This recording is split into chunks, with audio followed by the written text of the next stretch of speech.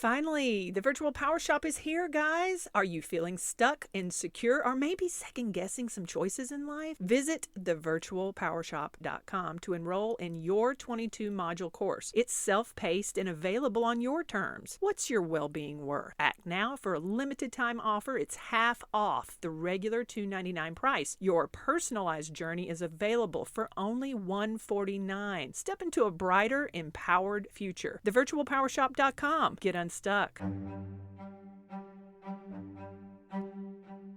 I'm Alma Lee. I'm a psychotherapist and transformative lifestyle resiliency coach and author, and I want to help you reach your goals by teaching you how to step outside of those fear-based mindsets and into your powerful, loving self. Let's get started. I am on the road. I'm actually going to be on the road for the next several weeks because of my impending move to overseas, over to Italy. So I don't want to overthink this. I don't want to overthink the quality of the audio in this message, because if I do, I won't do it. I won't record it at all. But I want to give you a snapshot of what I'm working with here. I'm sitting in my car outside of my hotel. My car, I have discovered, is the most sound, the quality of the sound is the best inside my car, just because it holds the sound and it buffers the exterior noise. Although you may hear some road noise out here. Anyway, I wanted to share with you just one point. I want to give you some advice, and that's kind of a quality that we typically don't share in psychotherapy circles. Is we're not advice givers. That's what we say. We're not advice givers. But I want to give you some advice today, especially if there is aspects of your life that you want to change. So before I get into it, I want to ask you a question. I want to ask you, how are you looking at life? What are you choosing to see about your life? How are you sort of expressing your interpretation of the quality of the life that you're living? When people say they want change, typically it's feeling like you're overworked, you don't have enough money, you don't have enough time, you don't have enough love, you don't have enough concern from other people, you feel disempowered a lot of the time. Often, and in that expression, you might see other people as having a better life than you, having more advantage than you. And then maybe that makes you feel a little bit neglected by life, neglected by the universe, maybe by your parents, your caregivers, your spouse, your children. That can be, that can color the entire experience of your life. Do you ever think about that? Do you ever think about how much power you have? Like, do you ever consider the fact that maybe you give your power away? And when you consider the fact that you might actually be giving your power away, do you ever sit and think about how to get that back and how to improve the condition of your world, how to improve the station in your life? You know, I'm listening, and I'm about maybe almost halfway through Rich Dad, Poor Dad. And that book I had to stop it on my travels yesterday because I needed to sort of chew on and marinate on some of the concepts in the book, because it'll punch you in your gut about your mindset, especially, and he's talking about money. He's talking about financial literacy, but it ties into emotional literacy as well. It ties into how you see yourself in the world. When you look in the mirror, who do you see? Do you see a poor person or do you see a wealthy person? And the mindset that he's talking about when it comes to money, it's written by Robert Kiyosaki. And when he's talking about money, he's talking about your self-concept, and he's talking about your mindset about money. And I think that ties into what I want to express today about your overall experience in life. So A lot of times people show up in therapy and they're lost, they're disempowered. They have this very firm, concrete belief set about themselves that they are less than their peers. And that is the reason why their life is so hard, and that their struggles happen exclusively for them because, for whatever reason, from some celestial intervention, they are less deserving of abundance and opportunity than their peer group. I see that. I talk with a lot of people because they have somehow justified their lot in life based upon the experiences that they have and the way that they show up in the world. But here's what I want to share with you is the first thing that you have to look at is your own perspective. You have to look at the way you are choosing to see your experiences. Now, a lot of people don't, they're, like, come on, Alba, that's hokey stuff. That doesn't have anything to do with how much money I have in the bank account. If I had more money in the bank account, I would have an easier time paying my bills. You're telling me that my attitude about, having the inability to pay my bills is the problem. Yes. Your problem is not your lack of money. Your problem is not your lack of love from other people. Your problem is not your perceived lack of opportunities. Lack of having a job, lack of having a car, lack of having a home to live in. None of that. That's not your problem. Your problem is what you are choosing to see in the world. Now, I know that sounds really judgy. I'm not trying to judge you. In fact, I'm trying to do quite the opposite. I want to challenge you to shift out of some maladaptive and problematic thinking errors that's causing you to stay stagnant. It's literally binding you to a lack mindset. By me challenging you to reframe how you are sort of showing up in the world, and how you are looking at your experiences in the world, and how you are sort of not giving yourself the grace of saying, you know what, I do deserve better. Why am I not experiencing a better life? The reason that you are not experiencing a better life is because you are choosing to see yourself a certain way. Now, obviously, that started somewhere. It started somewhere with a programmed mindset. Where did you learn how to think that you were at a disadvantage? Why isn't your life experience showing up in something that's more, of a fantasy, of a fantastic experience in life? Why aren't you waking up, bounding out of your bed, saying, I cannot wait to see what this day holds for me? Why are you not doing that? And the reason I'm challenging you and asking you this question for a reason, because most often people don't consider where their root cognitions come from and where they can actually empower themselves. You can empower yourself to shift out of that problematic mindset. Everything, manifestation is real. Everything, you can have anything you want. You can have anything you want. Anything you desire is yours for the taking. Now, you may not believe that. That's fine. You can continue down the path that you're on because it's familiar. And as chaotic and conflicted as that path may be, the familiarity of it gives you comfort and it feels safe because that's all you've ever known. And why does it feel safe? It feels safe because nobody's challenging you.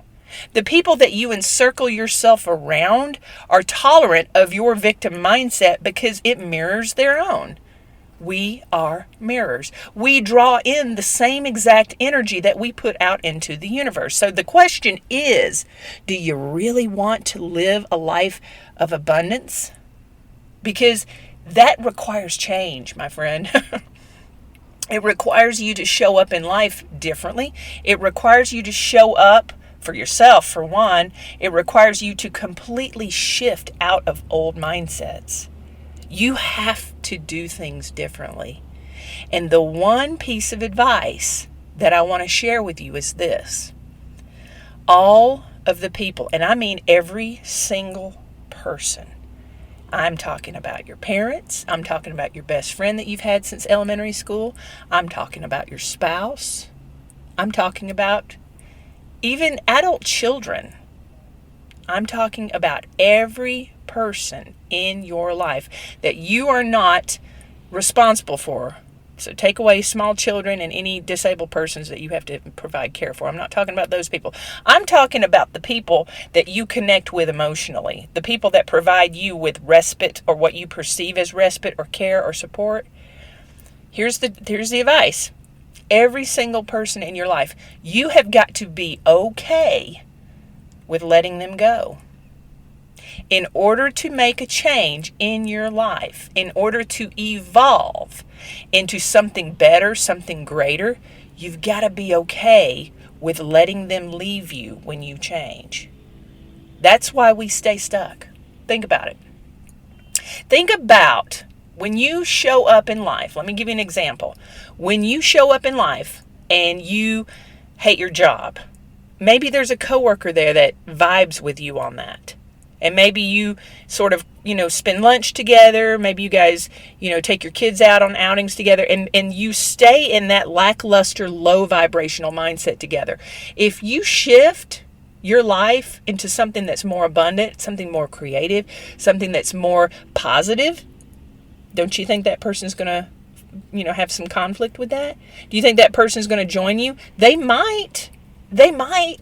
In a perfect world, they might just, say, I'd rather stay with you as a friend and evolve and ask questions and say, hey, I want what you're doing. I want a little bit of what you got going on over there. And then you challenge them to do the same for themselves. Ideally, that would be perfect. But you have to be okay with them saying, I want to stay over here. I want to stay in the familiar chaos.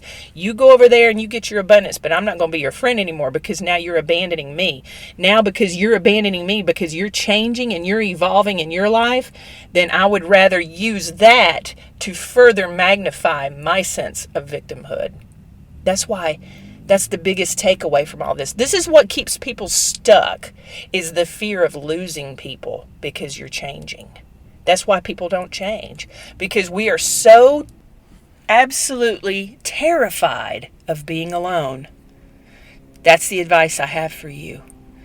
If you can possibly conceive of moving through this life on your own terms, by yourself, in isolation for a time, it's not permanent.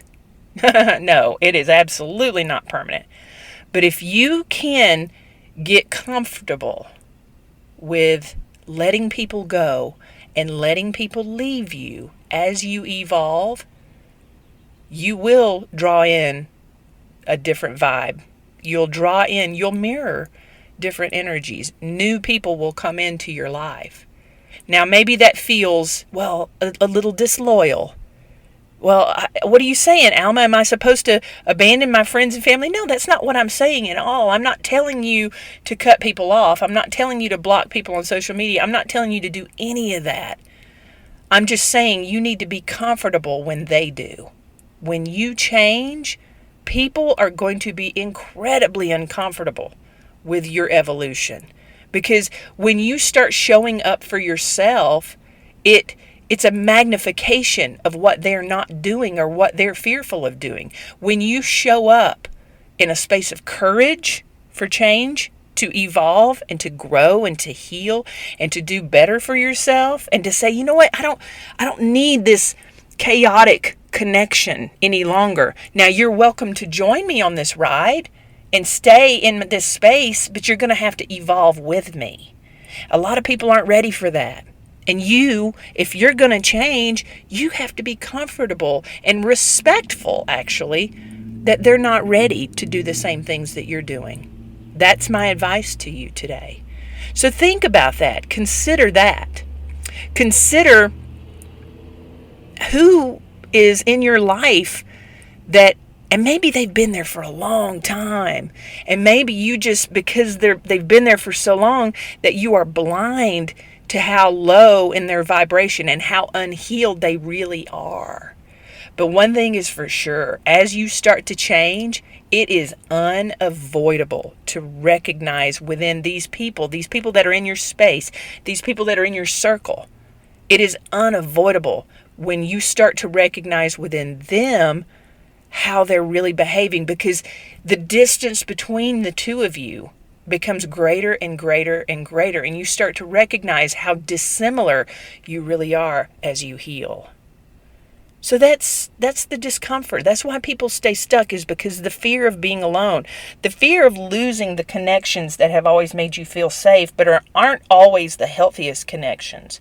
These are people that are okay with you as long as you stay in low vibration with them. And people aren't going to understand you.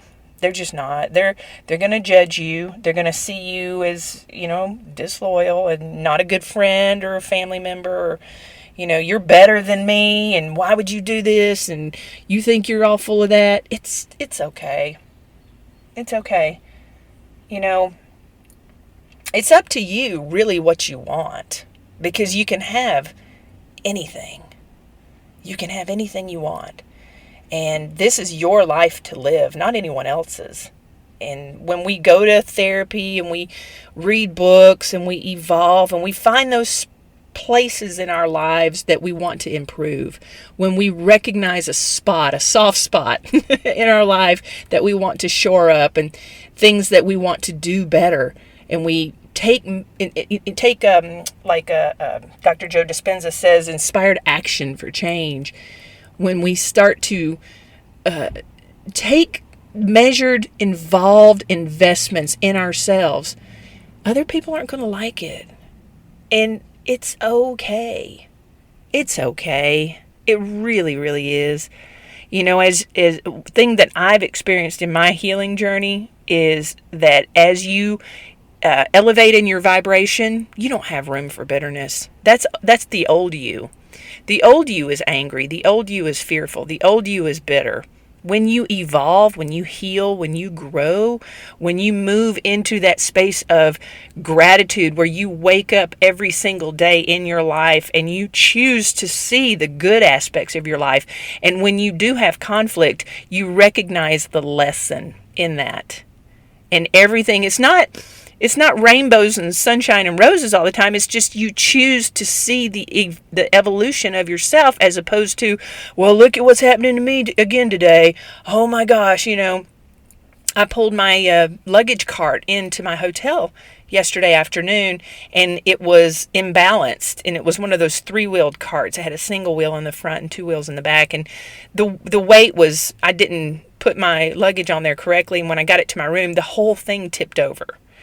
And it caught my arm, and it was just kind of a mess.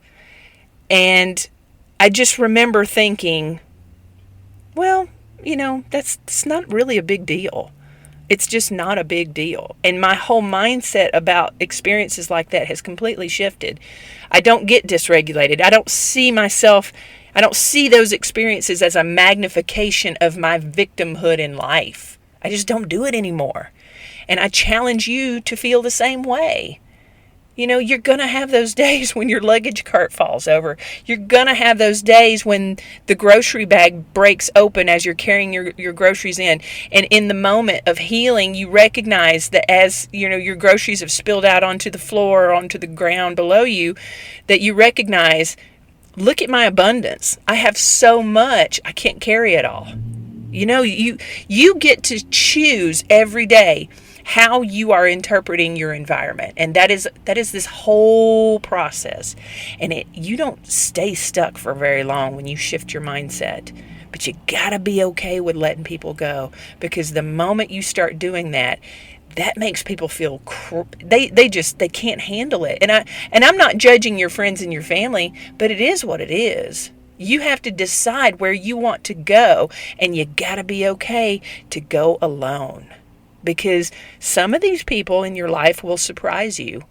And it's a wonderful surprise, because they're going to see how you're changing, and they're going to take it on as, I think I want to go with them. I think I want to go with you. What are you doing? What are you reading? How are you growing? How are you evolving?